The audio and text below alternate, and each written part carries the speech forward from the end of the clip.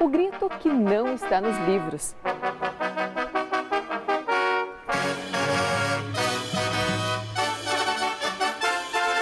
Nem só nos gabinetes da elite do Império.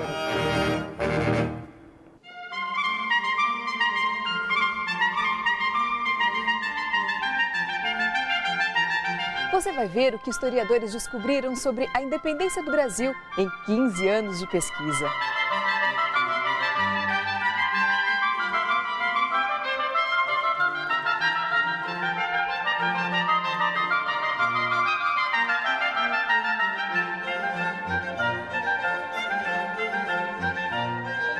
Há 190 anos, o Brasil deixava de ser colônia de Portugal.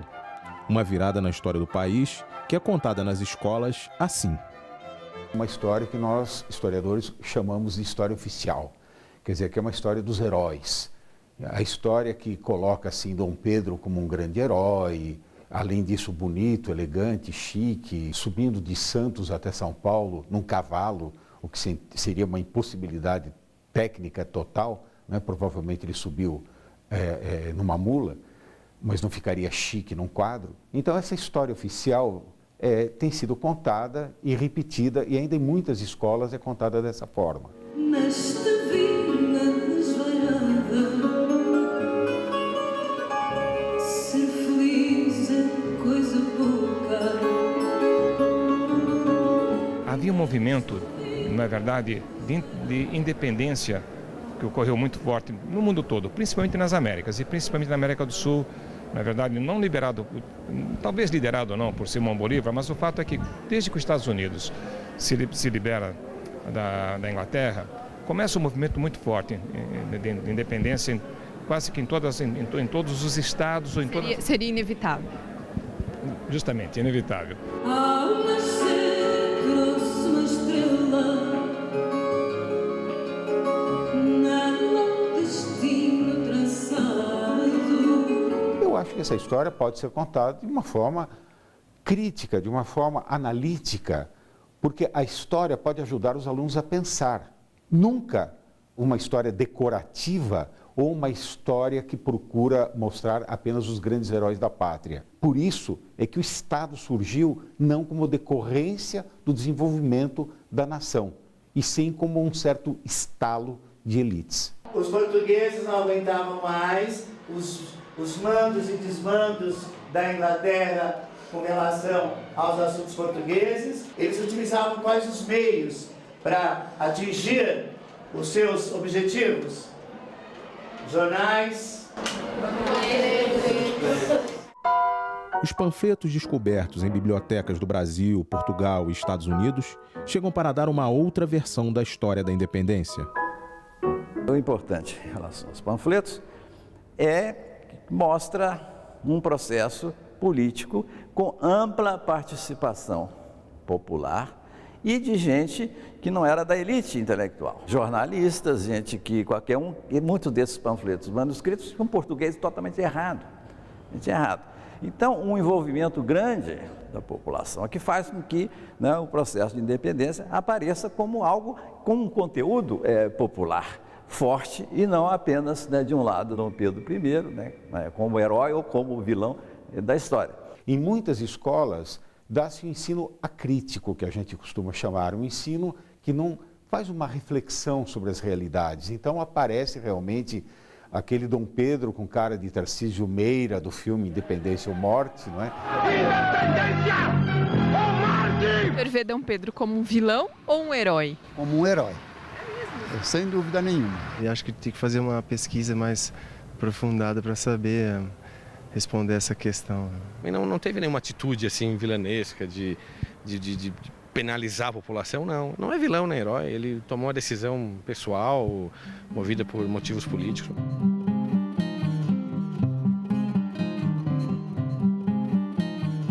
A não ser na sua guarda que o acompanhava, o famoso quadro, né, da independência. Dom Pedro, com a sua guarda, vestida de uniforme de gala, que ninguém estava vestido de uniforme de gala, proclamando a independência, e um quadro copiado de outro quadro francês, né? E o único testemunha era aquele carreiro que está lá no fundo do quadro, né? aqui assistindo, e que Eduardo Prado, que ironizou esse quadro dizendo que não tem povo ali, que um povo era o carreiro que estava lá olhando assustado, sem saber o que estava acontecendo. O povo mesmo, o trabalhador, sempre fica meio alheio ao que está acontecendo.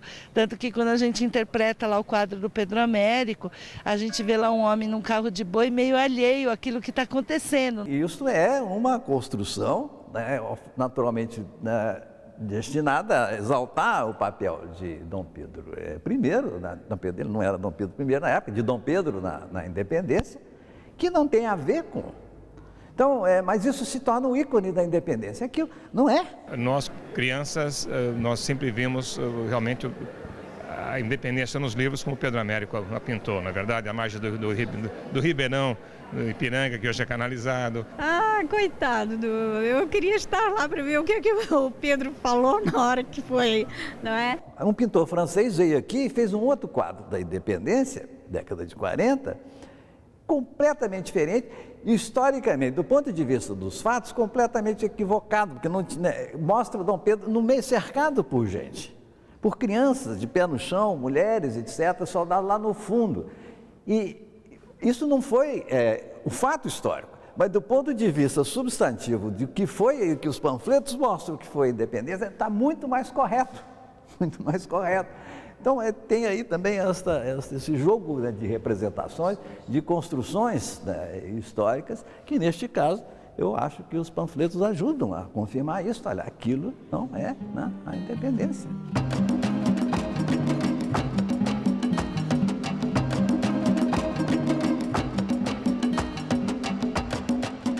Nós começamos buscando os panfletos de 1820 até 1823, quer dizer, 2 anos antes da independência até 1 ano depois desse processo de independência.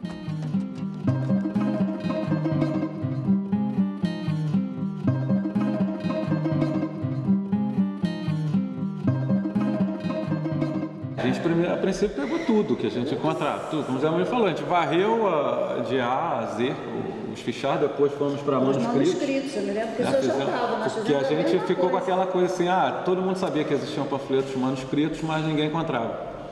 Então a gente tentou achar lá na biblioteca, não encontramos. Quando eu fui fazer a minha tese de doutorado, eu queria entender melhor essa relação da Revolução de 1820 em Portugal com o processo de independência do Brasil. E eu fiquei assustada quando eu fui para a Biblioteca Nacional do Rio de Janeiro.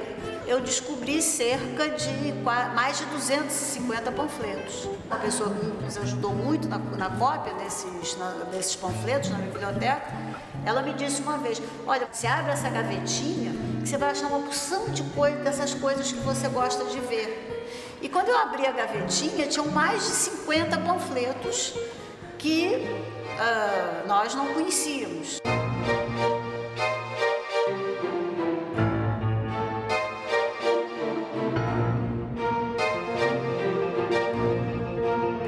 Há uma coleção de jornais na Biblioteca Nacional coletados desde o início. O panfleto nunca houve esse levantamento. Depois que Lúcia descobriu essa mina, por exemplo, eu e Marcelo fomos para a biblioteca e literalmente fomos nas fichas, passamos todas as não sei quantos milhares de fichas das obras raras do setor de obra, passamos de uma até a última. Varremos aquilo completamente. A maioria não tem autor, então você não pode buscar por autor. Você não tinha os títulos, você não pode buscar por título. Então não tem como buscar no catálogo. Então a única maneira foi esta de fazer um levantamento realmente exaustivo, de começo ao fim. Armida, despietada, com a força do abisso, rapita il carrocello dei miei contenti. E qui col dolce eterno viva mi tiene. O que a gente sabe é que tem um ambiente de agitação política muito grande e há movimentos de rua, sobretudo os panfletos manuscritos. Estes movimentos de rua, é óbvio que nós temos indicações de que pessoas liam esses panfletos, em casa, ou esse aqui, os impressos, mas na rua, que as pessoas liam, as pessoas ficavam lá ao redor ouvindo. Manifesto do Povo do Rio de Janeiro sobre a residência de Sua Alteza Real no Brasil.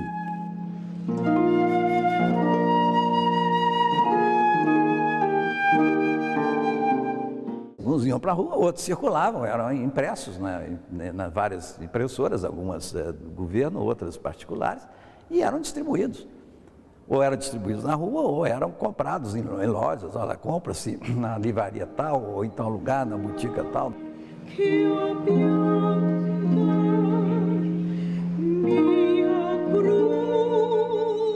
O que nos chama a atenção, em termos de conteúdo, são as ideias novas, as ideias, quer dizer, não tão novas, mas as ideias liberais, as ideias constitucionais, uma vez que nós não tínhamos um governo liberal, nós tínhamos um governo absolutista, um governo onde o soberano, o Dom João VI, né, no caso, governava com plenos poderes.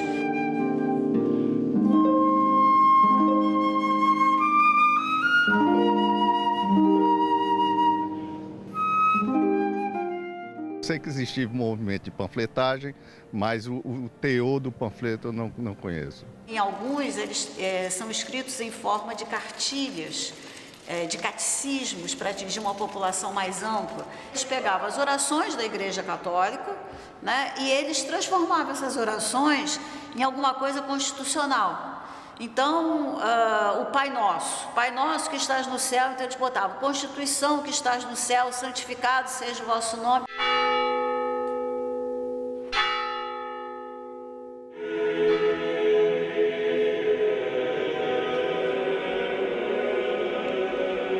Maria in excelsis Deo.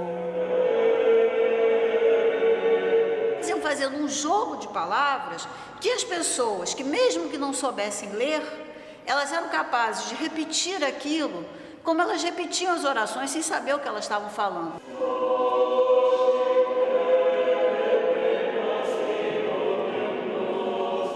Elas chegavam agora, elas se transformavam em cidadãos, alguns, e elas não sabiam como agir, né, nesse novo patamar da cidadania. Então era preciso que as pessoas com cabedais e luzes escrevessem esses panfletos e que eles tivessem essa penetração em todas as camadas da sociedade.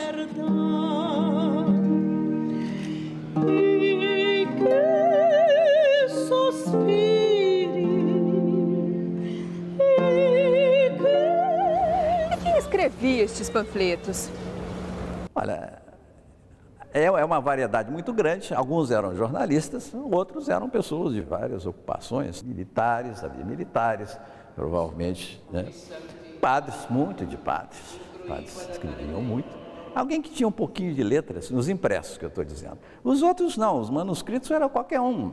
Qualquer pessoa que sabia escrever alguma coisa, eu nem sabia escrever direito, não estava lá. Mas, é claro, os impressos não, porque a pessoa tinha que ter capacidade, inclusive, para levar numa gráfica para mandar imprimir.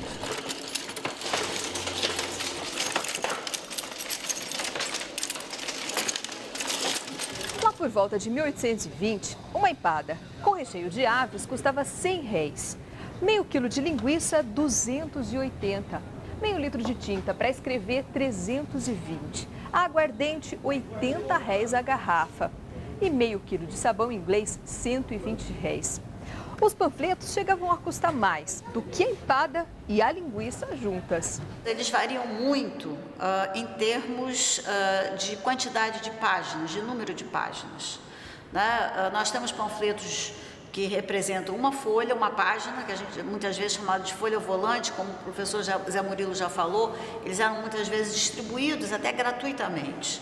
Outros têm 3, 5 páginas e há alguns que são verdadeiros livros, que têm mais de 100 páginas. Então, eles são mais caros, mas de um modo geral, os panfletos, eles custam muitas vezes entre 60, 70, 80 até R$100. Então, era alguma coisa que era compatível para pessoas de diversos níveis da sociedade de comprarem esses panfletos. E era alguma coisa que devia ser um bom negócio, porque nós temos muitos anúncios nos jornais sobre a venda dos panfletos. Ele tinha sucesso porque ele era muito comentado, inclusive comentado pela intendência de polícia. Se preocupava com essa leitura pública dos panfletos e provocou esses movimentos de rua. Isso significava, na época, anarquia, a desordem, o que não era desejado pelas autoridades do governo.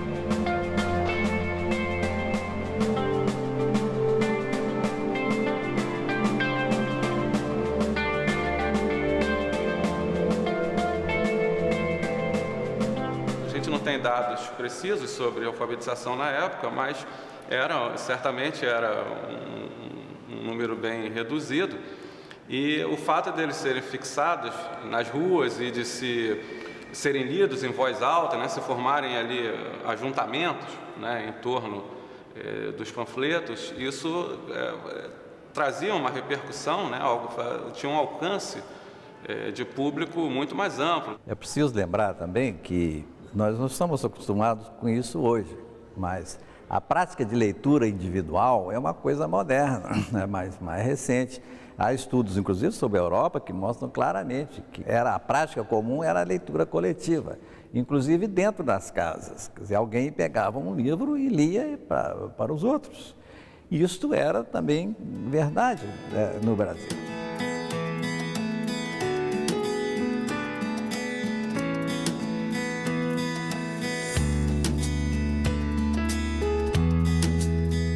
Então, mesmo os panfletos impressos, nós temos indicação disso, caso que uma pessoa pegava esses panfletos, levava para casa, juntava um punhado de gente e lia esses panfletos coletivamente. Não só esses de rua, que eram lidos, mas também nas casas, em lojas, em boutiques, etc. Havia este procedimento de leitura coletiva. O que você sabe sobre o chamado Dia do Fico? Geral da nação, diga ao povo que fico, isso aconteceu. Se foi herói ou vilão, a gente tem que pensar que ele teve seu mérito, teve seu papel histórico, né? E que ajudou, querendo ou não, a pelo menos a gente ter essa independência formal, né? Que foi um grande passo para a gente conseguir a nossa independência de direito também, né? E as mulheres nessa história da independência? Daqui a pouco.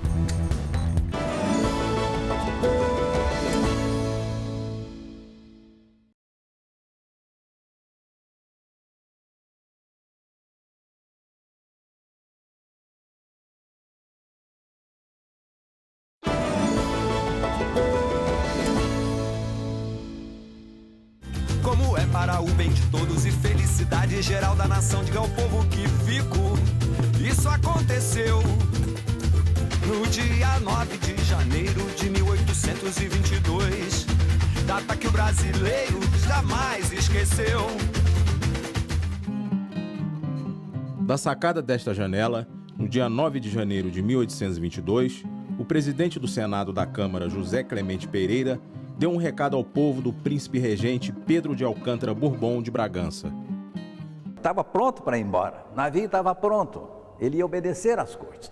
Aí 3 capitanias na época, né, que as províncias, Rio, Minas, São Paulo, fizeram um cerco em torno de Dom Pedro para insistir com ele para que ele ficasse. No final de 1821, quando as cortes chegam ao Rio de Janeiro, a decisão das cortes que Dom Pedro deveria voltar para Portugal, começam vários textos, né, vários impressos, solicitando a permanência de Dom Pedro no Brasil. Até porque em alguns é interessante, porque eles diziam que a ida de Dom Pedro para Portugal levaria ao processo de separação. E a permanência de Dom Pedro, que era no fundo herdeiro da coroa portuguesa, né, que era o filho mais velho de Dom João, a permanência aqui para alguns naquele momento seria a possibilidade de se manter um Reino Unido, embora com plena autonomia em relação ao Brasil.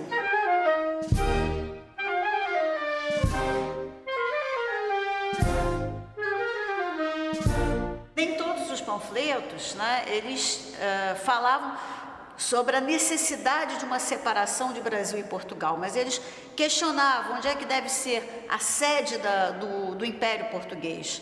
Deveria continuar no Brasil ou deveria ser em Portugal? O Brasil nunca perderá de vistas as ideias de seu respeito com sua ilustre e antiga metrópole. E aí veio aquele imenso abaixo-assinado, que é fantástico do Chico, né? 8 mil assinaturas numa cidade de alfabetização precária. Consegui 8 mil assinaturas. Nós temos documentos lá, convidam-se as pessoas para vir assinar aqui o abaixo-assinado. E é uma mobilização em termos relativos, em relação à população da capital e ao mundo alfabetizado, era muita gente, muita. Cercaram Dom Pedro para, não, você vai ficar aqui. A sua presença aqui é fundamental, inclusive para manter as capitanias unidas. Porque, veja bem, sem essa figura de um monarca, com a legitimidade que tinha a monarquia, podemos imaginar perfeitamente que não haveria o Brasil de hoje. Cada capitania ia para o seu lado. Quer dizer, Pernambuco claramente fez depois. Bahia, Pará, pelo menos, nós teríamos aqui, digamos, 5 países, né, em vez de um. O rei e a família de Bragança devem voltar a Portugal ou ficar no Brasil? Se Dom Pedro voltasse para Portugal, isso poderia detonar um processo de independência, né? Mas, a princípio, a ideia era que ele fosse aqui o garantidor da fórmula do Reino Unido. Só conforme vai chegando aqui no Brasil notícias das medidas que vinham sendo tomadas na corte, inclusive sendo mais taxativas na volta de Dom Pedro, é que então se começa a acenar mais claramente com a solução da independência, como ruptura. E há também algumas controvérsias nos dizeres que saíram do Fico, né? A resposta, como é para o bem de todos, a felicidade geral da nação, digo ao povo que eu fico, que é a resposta clássica. Há documentos que antes ele teria feito uma resposta um pouco, Dom Pedro teria feito uma resposta um pouco mais atenuada, dizendo que ficava, mas logo depois foi impressa essa outra ideia de que, para o bem de todos, ele permaneceria no Brasil. Então, acho que isso mostra também um pouco aquilo que já foi comentado aqui, da própria indecisão, aquilo que o Zé Murilo disse, o navio já estava pronto para Dom Pedro ir embora, quer dizer, então houve uma pressão e ele ficou um pouco até no início indeciso da tomada de posição dele. O primeiro era o fico pero no mucho, né? A segunda era... É claro que aí o pessoal em torno dele, pessoas que eram favoráveis e, eventualmente, a própria mulher, a própria Leopoldina. Mas não é oficial isso. A primeira resposta não foi oficial, não foi divulgada. A segunda é que se tornou oficial e é a clássica até hoje. Armida despietada con la forza d'abisso rapita il carroccel dei miei contenti. Na realidade, o Brasil não existia. Existia uma colônia portuguesa com vários centros de importância econômica e política. Você tinha o Pará no norte, quase tudo na costa, com exceção de Minas, que é no interior, Recife, Bahia, Rio de Janeiro e Minas, em Ouro Preto. Então, isso aí era um arquipélago. Então, é uma ficção falar em Brasil. Os homens que os brasileiros têm necessidade são ingleses, alemães, holandeses, franceses, suecos, italianos, porque os países que eles habitam são cheios de fábricas que manufaturarão todos os objetos inimagináveis, não só perfeitamente, mas muito baratos. Quando se insulta Portugal porque não tem fábricas nem indústrias, parece-me zombar de um homem porque está nu, depois de lhe tirarem a camisa. Começa a haver, quer dizer, toda uma discussão bastante forte sobre a posição, quer dizer, a colocação do Brasil dentro desse Império Português. Então, a primeira fase de debate era esse. Dom Pedro volta ou não volta? Uma parte a favor, outra parte contra. Decidiu-se que Dom Pedro não volta. Faz o seguinte, a gente separa ou não separa. Outro problema a ser resolvido. Aí os panfletos são em cima disso. Terceiro momento, separou. Bom, e o que a gente faz agora? Que tipo de governo a gente coloca aqui? Mantemos uma monarquia absolutista como a de Portugal? mantemos uma monarquia constitucional. Então, eram opções que estavam abertas e que também é discutido amplamente. Então, a gente tem que quase que cronometrar essa coisa, né? Senão a gente não entende. Se você pega os panfletos e discute como se fosse num momento histórico só, não entende, não entende.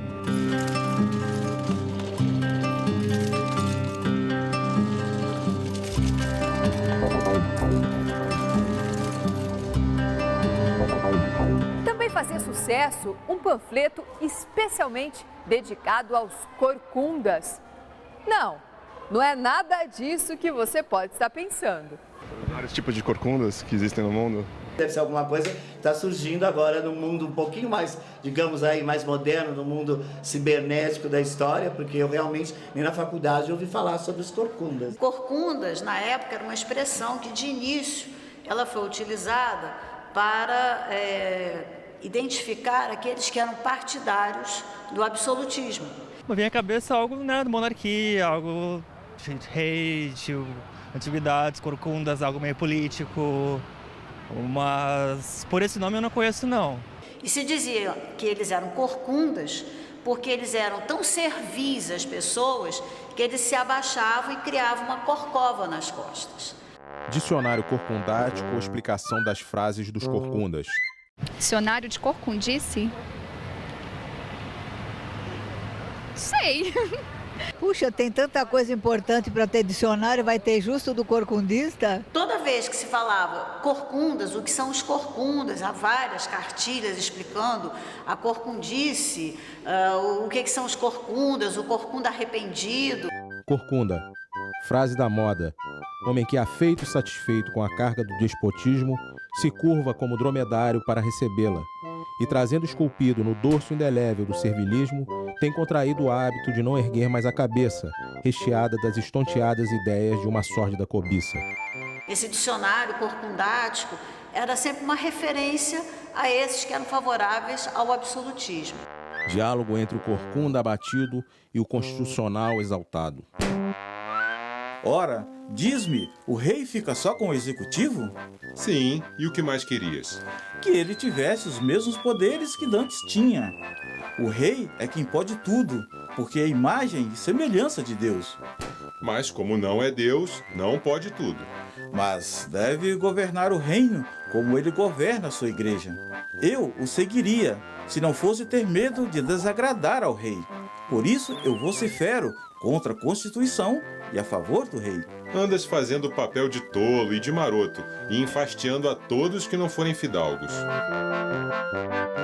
Com o passar do tempo, a partir de final de 1822, os corcundas começam a ser identificados, não só os absolutistas, mas também os portugueses, que de um modo geral começaram a apoiar, alguns que mais tarde apoiaram Dom Pedro e apoiaram um governo mais autoritário. Hora do chá, hora de ficar por dentro das notícias. Sobre a mesa, xícaras e panfletos. Nas cadeiras, as senhoras do Reino Unido. O panfleto, ele foi publicado em Portugal, mas ele circulou, nós temos provas que ele circulou no Rio de Janeiro, porque ele foi anunciado no jornal aqui, né, na Gazeta do Rio de Janeiro, que era a conversação das senhoras na hora do chá. E é muito interessante porque justamente a mulher nesse momento ela não tem nenhuma, digamos, participação mais efetiva na política.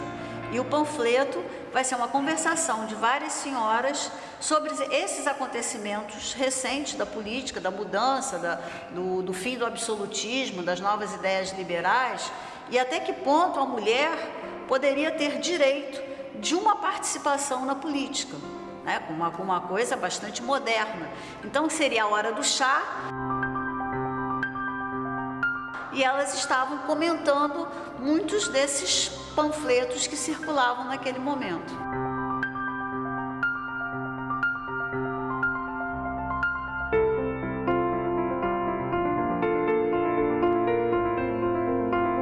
E a participação das mulheres? Era só na hora do chá? Elas não tinham direitos políticos? As mulheres não votavam, as mulheres não tinham direito de voto. né? Não estava proibido explicitamente, não. Né? Que nós, na base da nossa Constituição, era a Constituição de Cádiz, que era a Constituição Espanhola de 1812. Mas na prática não. Elas não votavam. não votavam. Não podem, não, mas dava como óbvio que não deviam votar. Mas há algumas coisas interessantes. Por exemplo, há um panfleto de 1823 que é um requerimento que as mulheres fazem a Dom Pedro.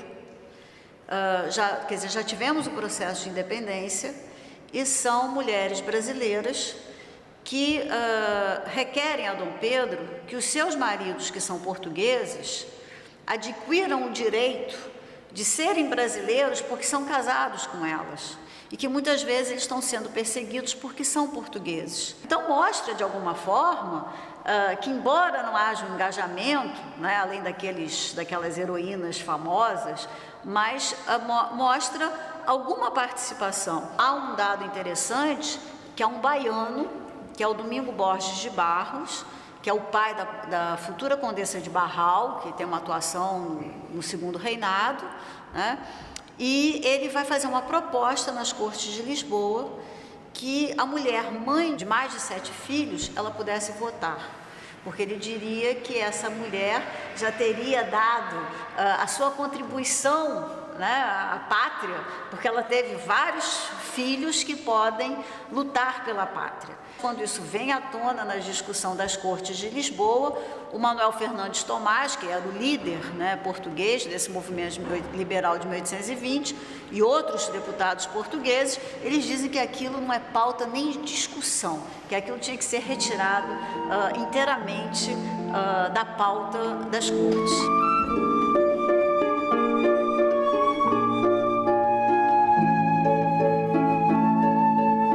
Pelo menos 2 mulheres, né, tiveram, né, uma posição importante. Como na Bahia, a abadesa, né, Joana Angélica, foi uma vítima, então se transformou realmente numa figura importante, porque ela era favorável à independência brasileira, né, contra o governador de armas português, que era Madeira, General Madeira, e neste processo dessa luta, invadiram o convento e ela foi morta. A outra mulher importante é a princesa Leopoldina.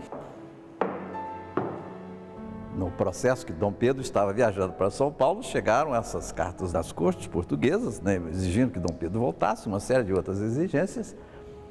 E ela estava aqui no Rio com o José Bonifácio, né, que estava praticamente governando nesse momento, mas ela era a chefe de governo enquanto Dom Pedro estava lá.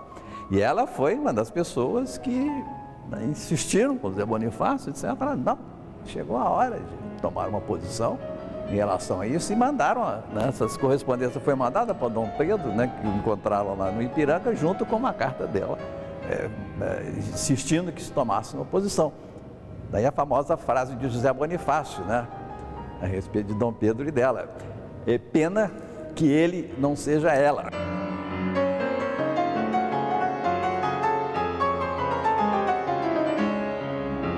Eu acho que, com toda a polêmica em torno da pessoa dele, eu acho que foi certamente uma grande figura. Eu acho que esse título que lhe foi dado, né, de Patriarca da Independência, é justo. Se não me engano, eu li que a independência do Brasil foi às custas de José Bonifácio. Porque ele era o conselheiro de Dom Pedro I. Parabéns, brasileiros, já comemos Escrevendo essas instruções para os deputados paulistas nas cortes. Ele redigia os documentos para o exterior, ele certamente pautava o Dom Pedro. Tanto que a amizade entre os dois foi muito grande. E ele foi realmente dando, quando ele percebeu essa atitude das cortes, ele foi dando os rumos que se devia seguir, em direção à independência. Passou boa parte da vida dele em Portugal. Ele era uma figura do topo da elite luso-brasileira em Portugal. Quando ele se despede da academia e vem para o Brasil, no discurso ele fala: eu vou para o Brasil ajudar a construir um grande império. Veja bem, a palavra império né? Era um reino, Portugal, né? O Império era todo o conjunto. E a palavra ele já estava usando.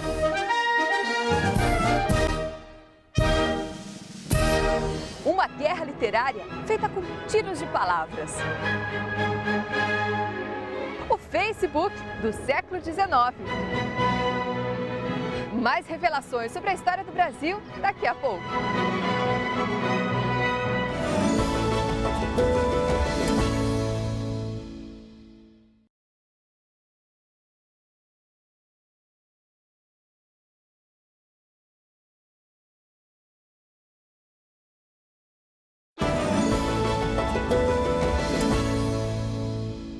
Já podeis da pátria filhos ver contente a mãe gentil. Dom João VI volta a Portugal em 1821 e ele deixa aqui quem? Dom Pedro I. Filho de quem? Dom João VI. Por indicação do próprio pai, né? Que disse para ele, olha, agarre o que é teu, né? Porque ele retornou para Portugal para cuidar do que era dele. A independência, né, como data oficial, ela foi proclamada em 7 de setembro de 1822. Né? Mas mesmo assim, na época, para os contemporâneos, essa não é uma data que tem uma importância como hoje nós reconhecemos. Os jornais de época, aqui no Rio de Janeiro, apenas um jornal, o Espelho, é que fala sobre o fato, né, no Riacho do Ipiranga. Já raiou a liberdade no horizonte do Brasil. Eu não estou dizendo que o fato não tenha acontecido, mas ele não teve a construção, né, de identidade, de uma data, de uma importância para o Império, como hoje nós temos. Já raiou a liberdade, já raiou a liberdade no horizonte do Brasil. Dom Pedro I, quando o pai dele volta a Portugal e ele fica aqui no Brasil, ele se torna o quê? Imperador. O 12 de outubro de 1822, quando Dom Pedro é aclamado imperador do Brasil, seria o primeiro reconhecimento oficial da independência para o Império do Brasil, que é a data do aniversário dele, ou então o 1º de dezembro de 1822, quando ele é sagrado e coroado imperador do Brasil.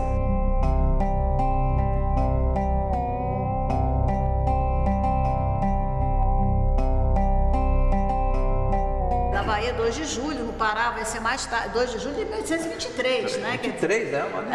É um ano depois. Até hoje o 2 de julho é comemorado. Né? Até hoje, o 2 de julho é a data nacional da independência para a Bahia. Hipólito da Costa, no Correio Brasiliense, ele não considera o 7 de setembro, ele fala da convocação da Constituinte no Brasil, que é em 1º de junho de 22, a convocação. Ele fala depois num manifesto de 1º de agosto de 1822, que Dom Pedro proíbe que qualquer navio português entre no Brasil, nos portos brasileiros, sem a sua autorização. Há também 2 manifestos de 6 de agosto, um redigido pelo José Bonifácio, outro pelo Gonçalves Ledo. Esses manifestos, de alguma forma, são declarações, entre aspas, de independência, porque eles declaram os povos e as nações amigas que o Brasil passa a ter uma autonomia, embora ele não queira romper os laços de amizade com seus irmãos portugueses. A nação mais interessada em reconhecer a independência era a Inglaterra, em função dos seus acordos comerciais com o Brasil. Naquele momento, a Inglaterra tem um comércio muito mais intenso com o Brasil do que com Portugal. Mas havia uma questão de respeito. Enquanto Portugal não reconhecesse a nossa independência, a Inglaterra não poderia reconhecer. E aí houve muitas negociações. Portugal não tinha condições de enviar tropas, não tinha condições financeiras de enviar tropas para o Brasil, embora houvesse um medo né, uma espécie de medo social que as tropas portuguesas, os navios portugueses estavam chegando para a tomada do Brasil.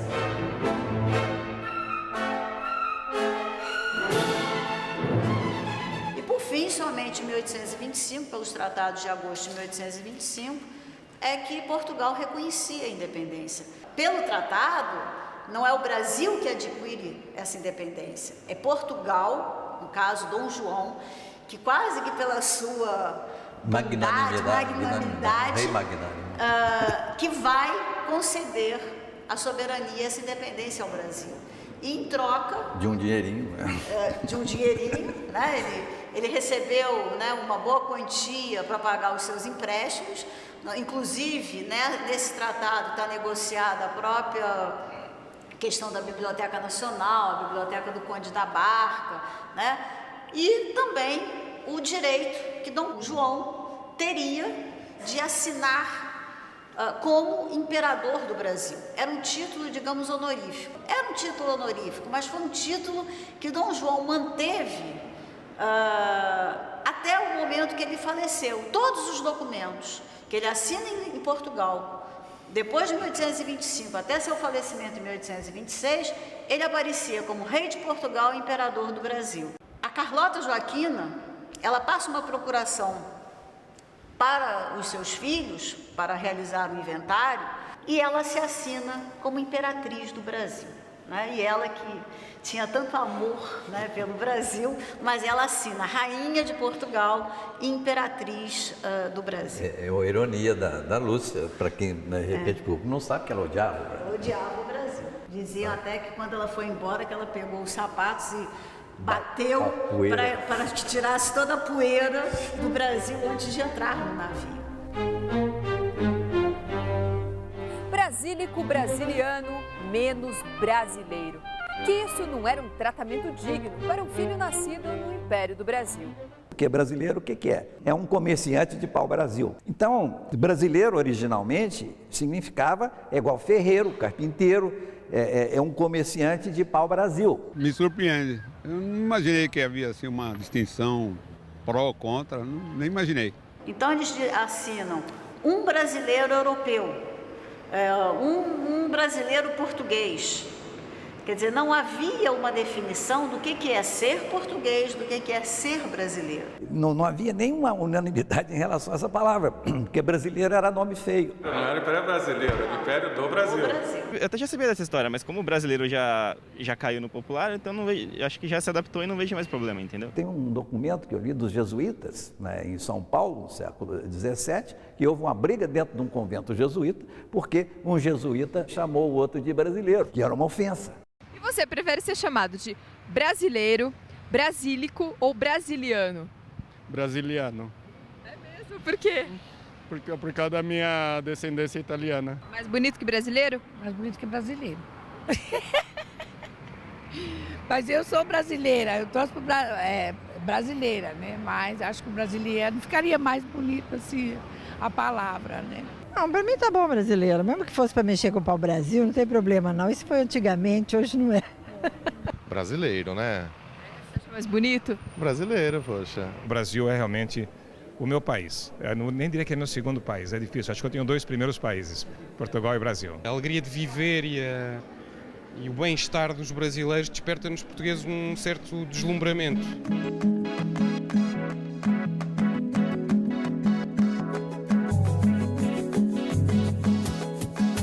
Quando Dom João vai para Portugal, vai se constituir uma regência aqui no Rio de Janeiro, que o Dom Pedro vai se transformar em príncipe regente, vai haver um ministério. Os documentos mostram que o Conde dos Arcos, num primeiro momento, ele ocupa o lugar de uma espécie de conselheiro também de Dom Pedro. E alguns acusam até que algumas medidas mais autoritárias do Dom Pedro, quando vai ter a repressão, o movimento da Praça do Comércio, em 1821, que eram um pouco, digamos, insufladas pelo Conde dos Arcos.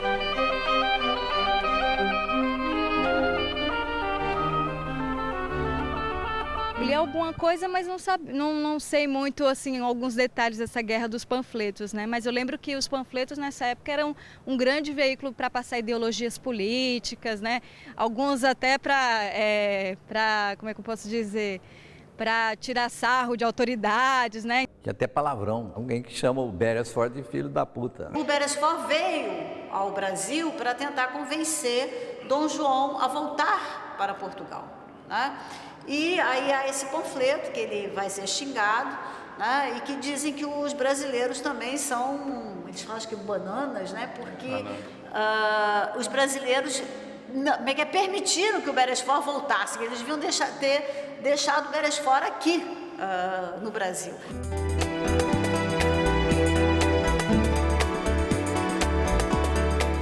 O panfleto, ele tinha um dado interessante, porque ele era ágil para a veiculação das notícias, né? Era muito fácil, você imprimia, quer dizer, fácil entre aspas, mas você imprimia um panfleto e muitas vezes vinha uma resposta, vinha a réplica, a tréplica, quer dizer, era alguma coisa que agilizava a informação. O panfleto, pela sua agilidade na época, era o que podíamos chamar do Facebook da época. Deviam ter bastante críticas, né?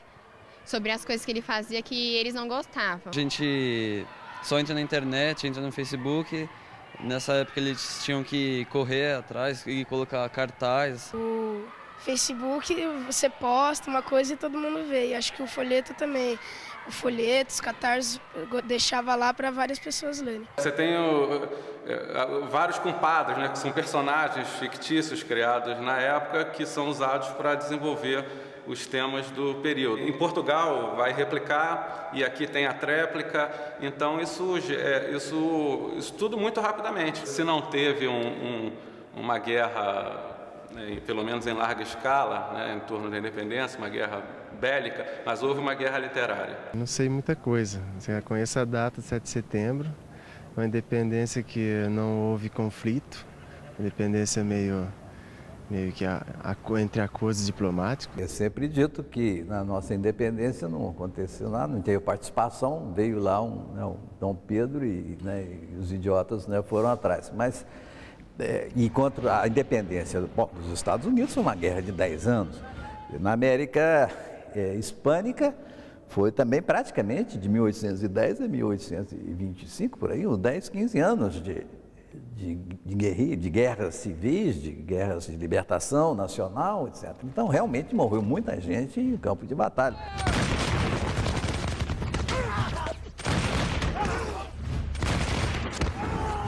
E a nossa era um pouco desprezada.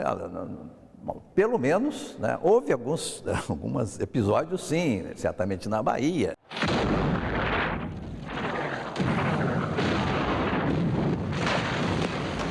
Sem dúvida, houve uma grande guerra literária que mostra um tipo de envolvimento, talvez mais no estilo luso-brasileiro, né? Sem dar muito tiro. Eles também falavam de guerra das penas, né? Porque você escrevia com a pena. Então é uma expressão também de época que mostra esse lado, quer dizer, ativo, né? Esse lado mais, não é violento, mas mais ágil e mais também de movimento do que aparentemente é uma independência morna, quer dizer, uma independência que chegou Dom Pedro no Riacho de Ipiranga, pegou a espada e disse independência ou morte e acabou. E a questão não é essa. Dom Pedro, empunhando a sua espada, proclama a independência do Brasil. Com a ideia que você tem muito cristalizada na historiografia acadêmica, em livros didáticos, né, de uma independência fajuta, né, uma independência muito restrita, censal. Dom Pedro aparecia como, pela historiografia monarquista, como herói da independência. A historiografia republicana era o bandido da independência. E era Dom Pedro.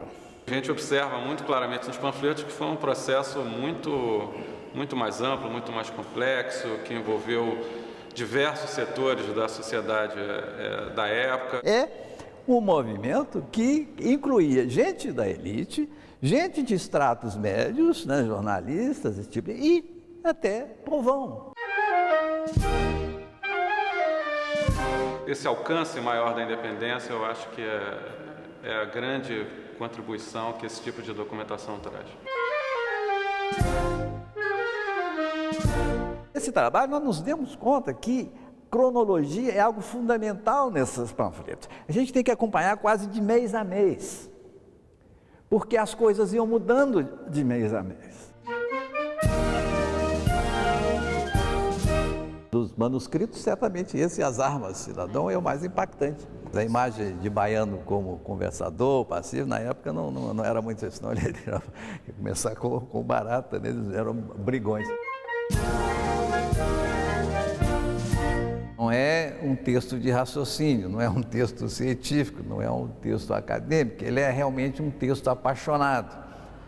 É isso que as pessoas querem convencer, os outros não usando argumento, mas realmente a emoção. Japonês,